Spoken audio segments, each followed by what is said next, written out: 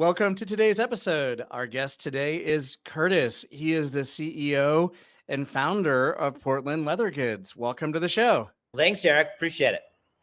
So, you're an entrepreneur. You've massively grown your business to over $100 million.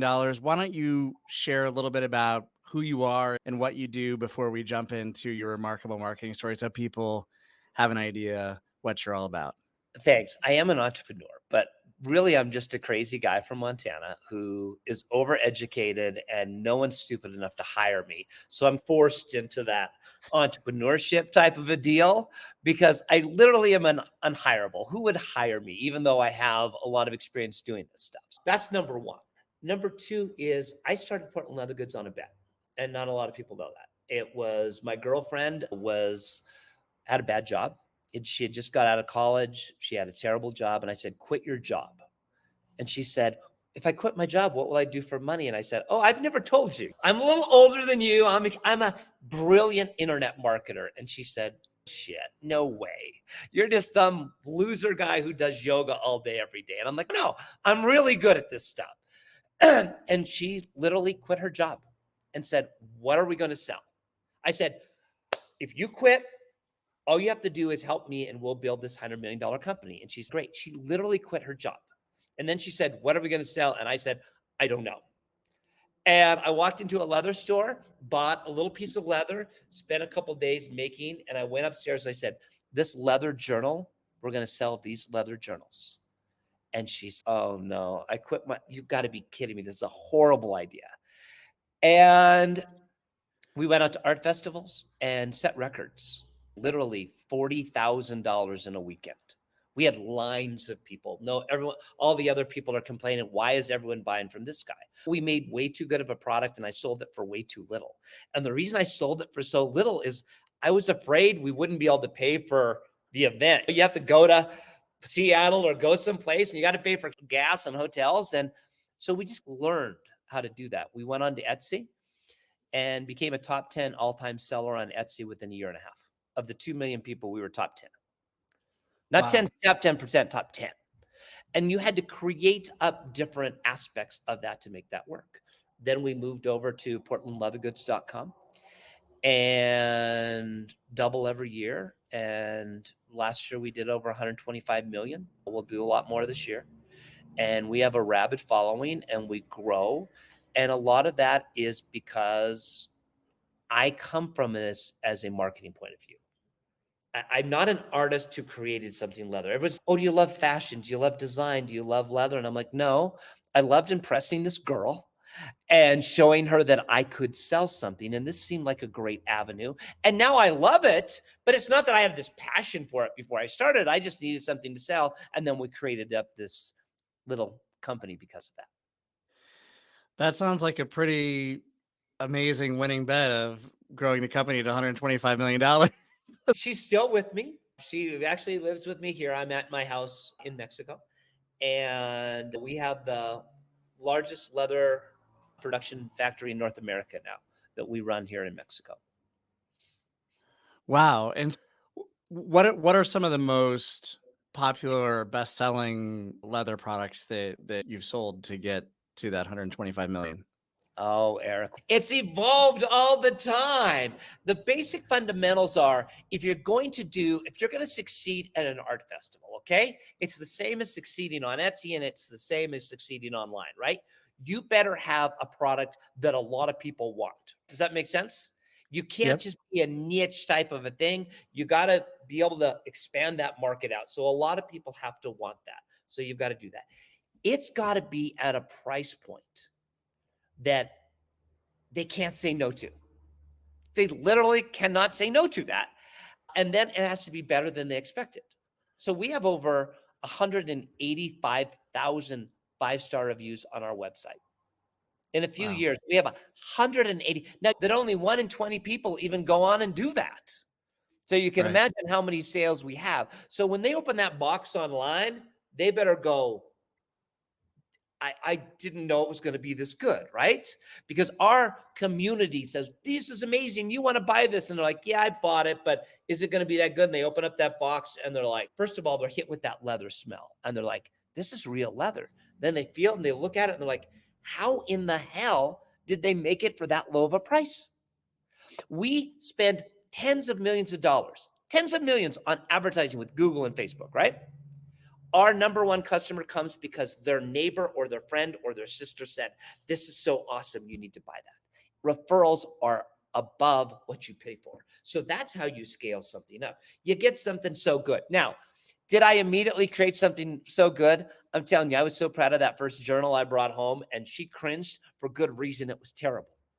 But you're improving and you're improving and you're improving and you're improving and you're getting better all the time.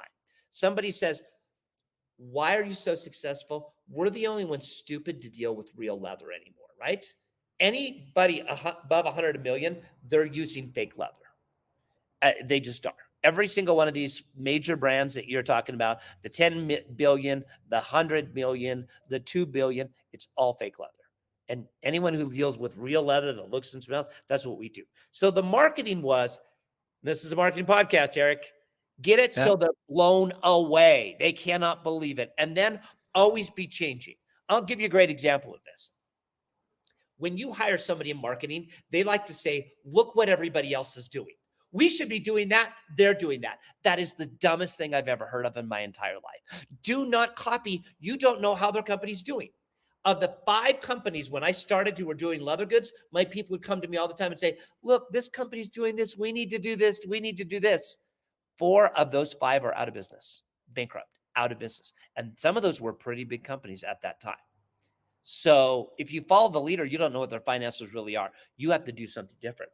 When we went on to Etsy, I realized one little thing. They used square pictures. So we're talking right here in this thing, but they use square. But then on the listing, when somebody searches for you, it's like a search engine when you go to Etsy, right? It chomps it down into a horizontal rather than a square.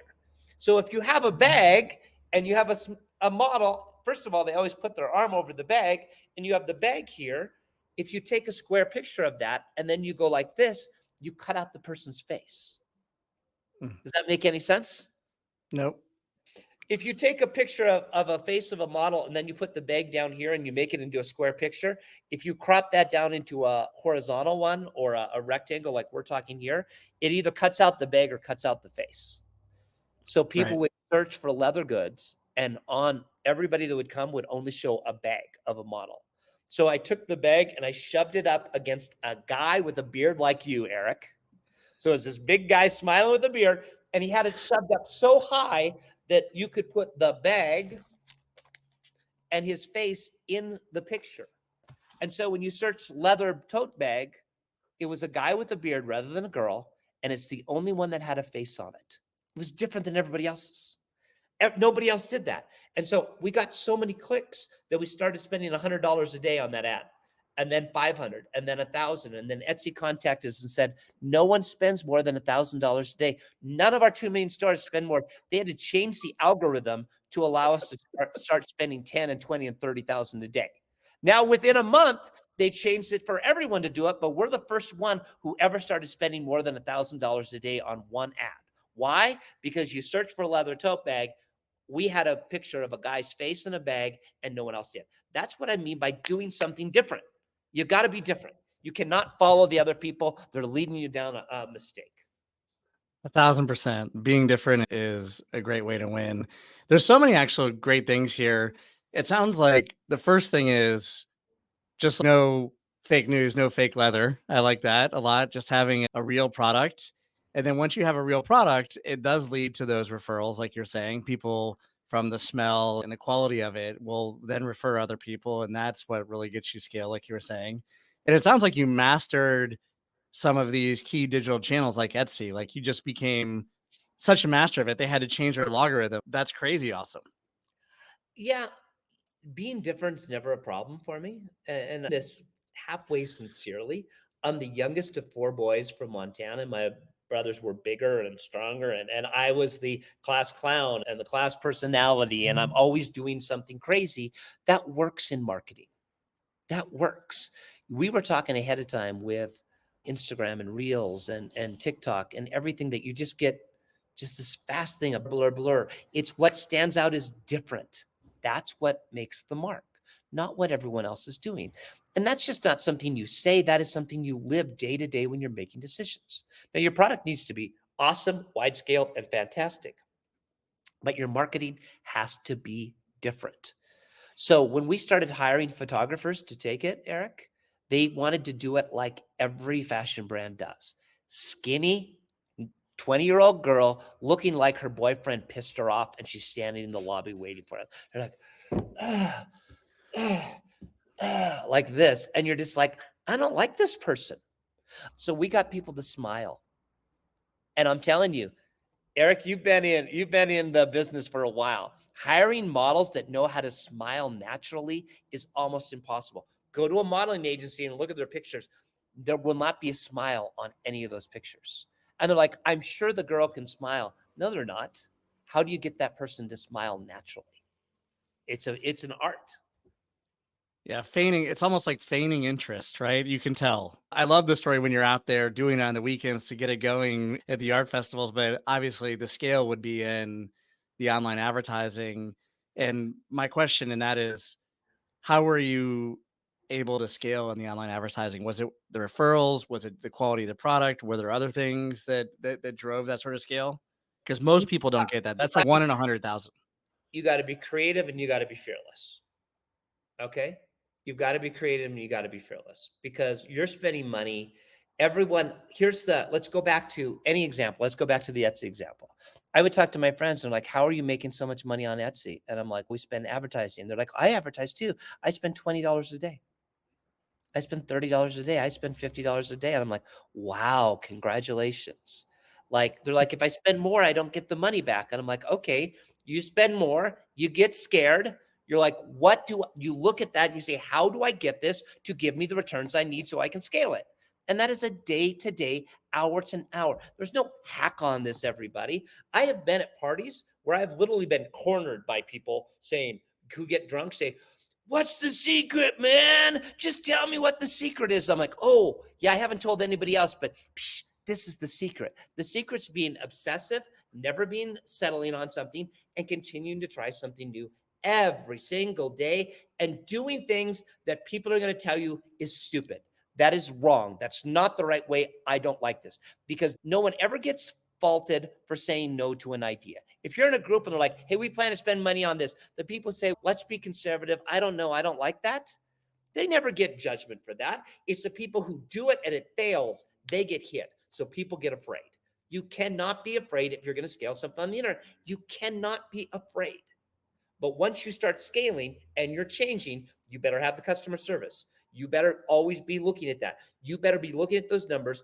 And then there's always, Eric, what I call the magic. It is not a formula numbers game.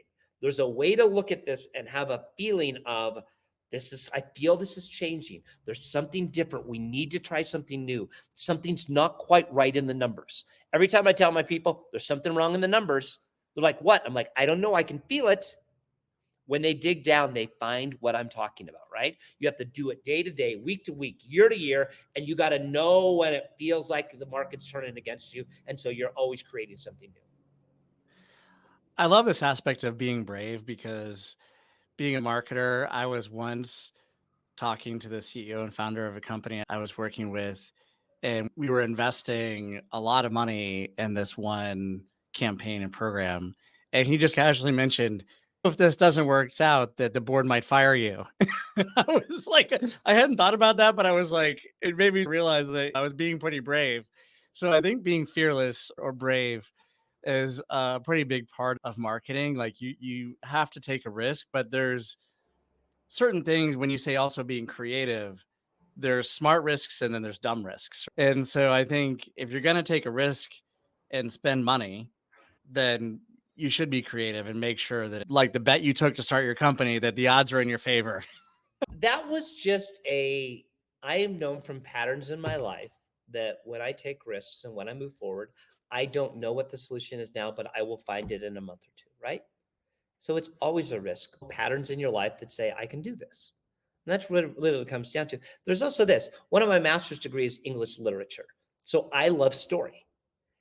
Read a great story. There's always the time in the first 5 chapters where people are saying, you can't do it. Everything is stacked against them. And they have to step out into the unknown and try something. And we're like, do it. Come on. Don't be afraid. Do it. And then they become successful. And you're like, I love this story. And then you talk to them about their own life and, oh no. Oh, you kidding me? No. We love it in other people. We admire it in other people. When we have to make the decision, we get afraid. So I surround myself with people whose job it is to be cautious, while my job is to be over the top. And so they're always saying, hey, slow it down. But I'm pulling their brains. I'm pulling their mind. I'm creating things that they didn't think was possible. I tell everybody in our company, in 1 year, you will not be able to recognize this company. You will not be able to recognize this company. And they're like, yeah, I can see that in the past, but not this year. Mariana, is it the same way? It is larger than ever. We are going from 25 different places that we make here in Mexico to one mega studio, which is the largest leather producing factory in North America, where we control the leather, the inventory, the storage, the cutting, the design, the production, the logistics of getting our stuff to market in Texas to be sold online, sometimes in 6 to 8 days.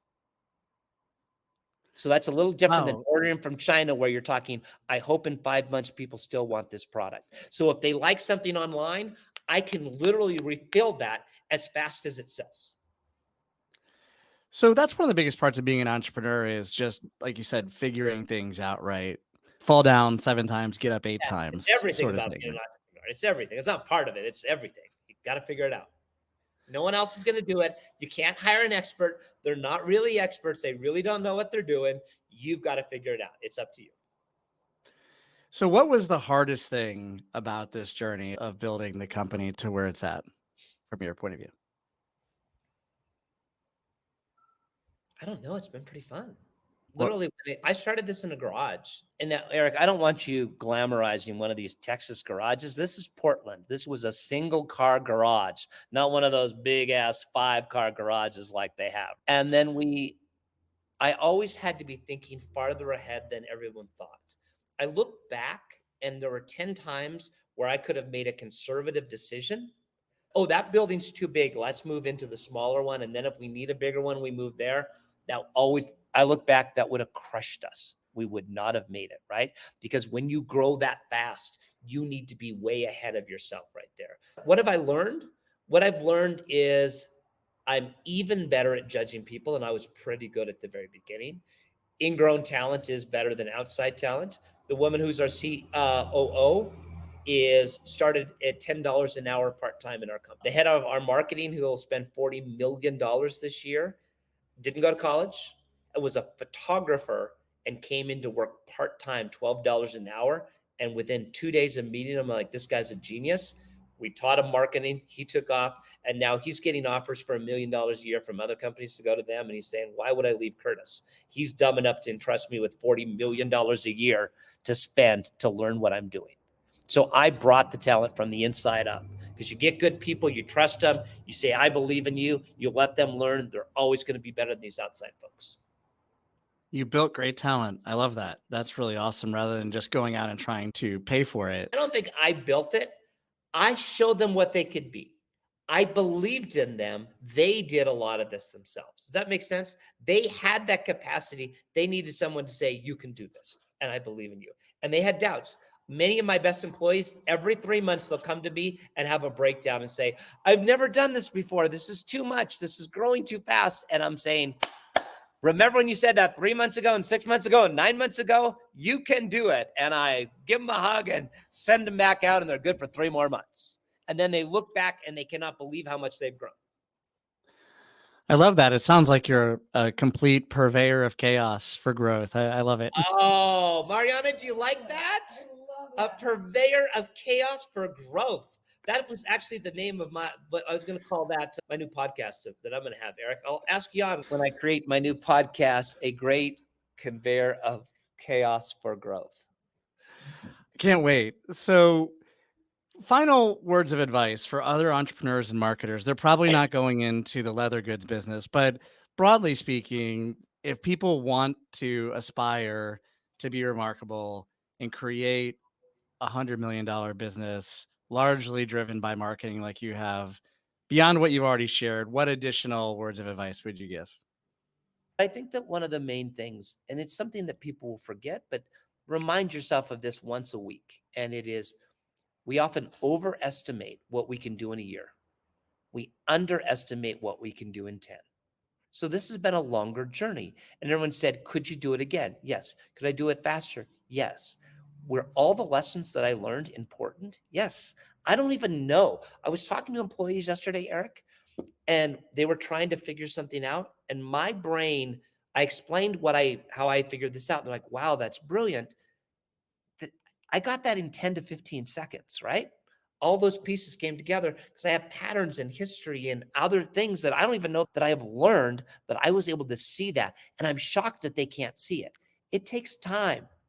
Fight, go through the nights, go through the long weekends, work it, celebrate the small wins, win, win, lose. And over time, you will beat everybody else out. It's a long-term game. Beat them over time, not in the next week. Great advice. I love all of this. And listening to this episode, it reminds me of when I used to watch that TV show Mad Men, and they were like drinking and smoking during the show. After this episode, I don't know why, but right now I just have a sudden urge to be around like real leather and have the smell of it. It's just a mental cue is fired for me. So I hope everyone listening has that same feeling and goes to Portland Leather Goods and checks out some of the great things you're doing. I would encourage people, if they would like to connect with you and learn more, I'll link to your LinkedIn profile in the show notes, and they can shoot you a note if Okay, they have hey, a. let's jump in your place, Sarah. Okay, actually, you said, "Hey, how are people going to communicate with you?" And I said, "The only real way is LinkedIn." This is my personal assistant, Mariana, and we literally do videos right here from my house where I set my MacBook down right here, and I tell them what the hell I'm thinking that day, what I'm doing, problems, how we overcome them, and we're actually doing this 3, 4, 5 times a week as we create this company because one of these episodes that you do, Eric, is great. I'm trying to condense 10 years down into this, but this is a minute to minute, hour to hour, day to day thing. So LinkedIn, Curtis Matsko is the best way. And you may not like what I say, but Mariana, I'm genius. oh, she's a freaking genius. Absolutely. No, we have a lot of fun doing these. We have a lot of fun. We appreciate you joining us today, spending the time and sharing all these great insights and all these things you've learned on your journey. I think it is inspiring. So thank you very much for being with us today. We appreciate it. Inspiring. Yes, we are. All right. Love that.